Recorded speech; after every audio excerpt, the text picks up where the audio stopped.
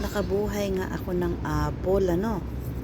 So, ang tanong, pag lumaki ito ay paano na? Marami sila, guys. Kaya lang, dalawa lang yung parang 5 yata yung nilagay ko dito. So, paano ba patubuin? Yung buto ng apple, nilagay ko sa tissue na basa. Tapos, nilagay ko doon sa rep.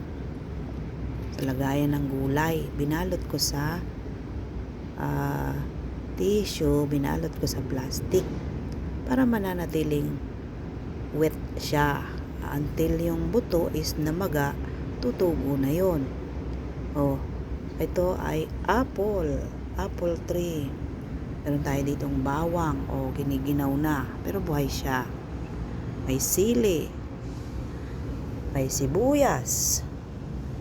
May luya. Oh, luya. Sili. Oh. At may alugbati. Oh, tapos may carrots. Ayun, oh.